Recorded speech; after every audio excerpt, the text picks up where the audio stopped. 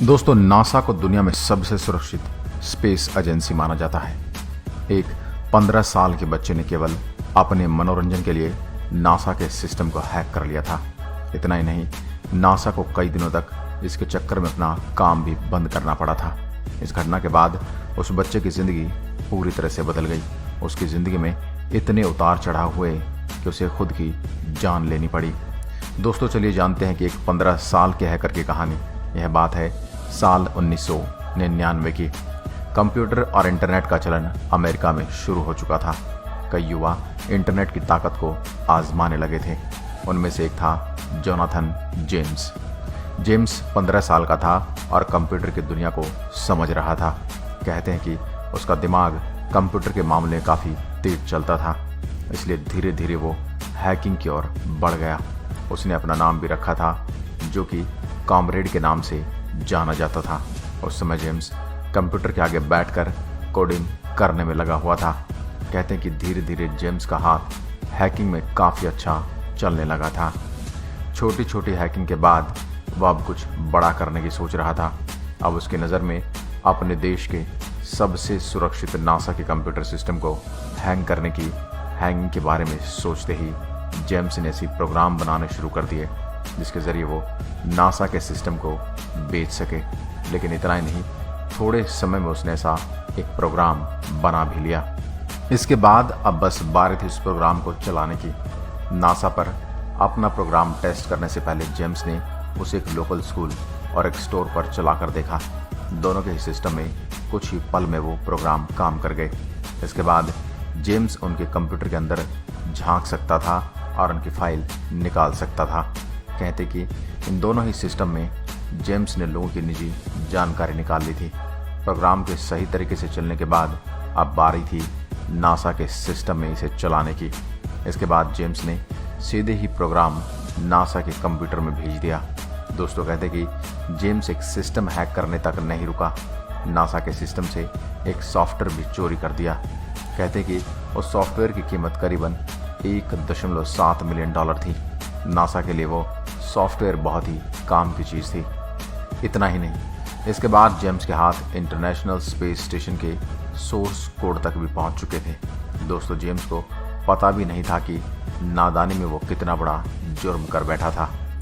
शुरुआत में नासा भी इस हैकिंग का पता नहीं कर पाई थी, लेकिन कुछ ही दिनों बाद नासा को इस हैकिंग के बारे में पता चल गया। सोर्स कोड से छेड़छाड़ का जैसे ही नासा को पता लगा, उसको अपने सारे सिस्टम बंद करने पड़े।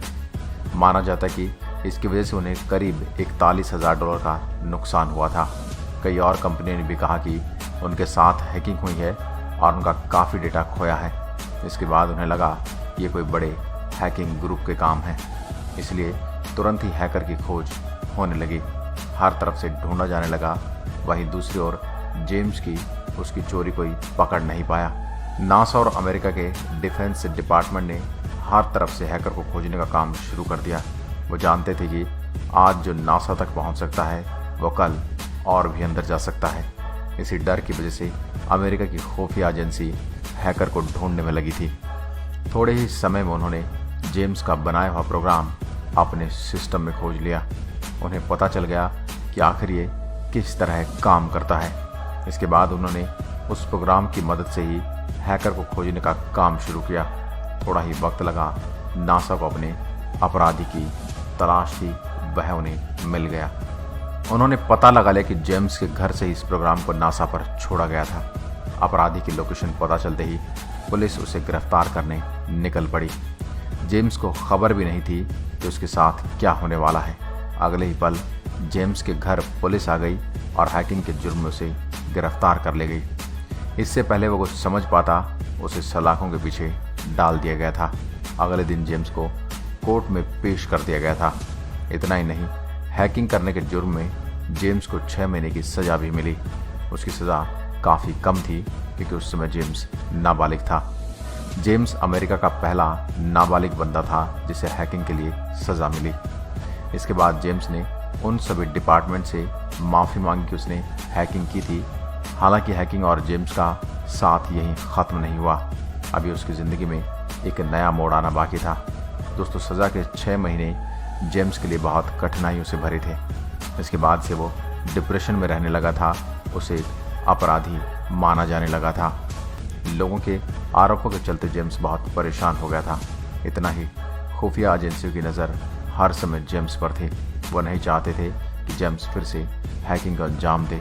कुछ सालों बाद अमेरिका में फिर से बड़े लेवल की हैकिंग को अंजाम दिया गया। इस हैकिंग का तरीका ठीक वैसा ही था जैसा जेम्स ने इस्तेमाल किया था। जांच में जैसे ये बात सामने आई, सुरक्षा एजेंसियों का सबसे पहला ध्यान जेम्स की ओर ही गया। इसके बाद उन्होंने बिना कुछ सोचे ही सीधा जेम्स के घर पर रेड मार दी। ये रेड जेम्स को बिना बताए की गई थी और उनको बहुत हैरान कर दिया था। जेम्स के घर से कोई सबूत नहीं मिला और खाली हाथ ही उसके घर से चले गए थे, मगर उनका शक इससे कम नहीं हुआ था। दोस्तों कहते कि इस रेड के बाद जेम्स घबराया हुआ रहने लगा था। उसे लगा कि उसके पुराने जुर्म के कारण इस बार वो बेवजह ही सलाखों के पीछे आ जाएगा। दूसरी ओर एजेंसी वाले ही हर समय जेम्स पर नज़र रखने लगे थे। धीरे धीरे जेम्स के अंदर का डर बढ़ने लगा, वो परेशान रहने लगा और फिर वह फिर से जेल नहीं जाना चाहता था। रेड हुए 2 हफ्ते भी नहीं हुए थे कि एक दिन अचानक से खबर आई कि जेम्स ने आत्महत्या कर ली। उसने अपनी बंदूक से खुद को गोली मार ली थी।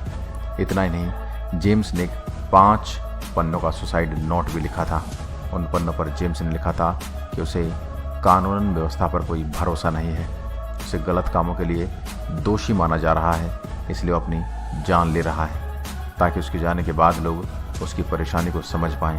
उसके साथ ही अमेरिका के एक सबसे बड़े हैकर का अंत हो गया। जेम्स की कहानी बताती कि कभी भी ज़िंदगी बहुत ही गलत मोड़ ले सकती है। मजाक में जेम्स ने हैकिंग की थी, अगर उस मजाक के कारण ही उसकी जान चली गई। 15 साल की उम्र में जेम्स ने नासा के सिस्टम को हैक करके दुनिया में तहलका मचा दिया था। हालांकि यह तहलका आखिर में उसकी खात्मे की वजह बना। तो दोस्तों, इस बात को लेकर मैं आपको एक सलाह देना चाहता हूँ कि बढ़ती टेक्नोलॉजी का दुरुपयोग न करें।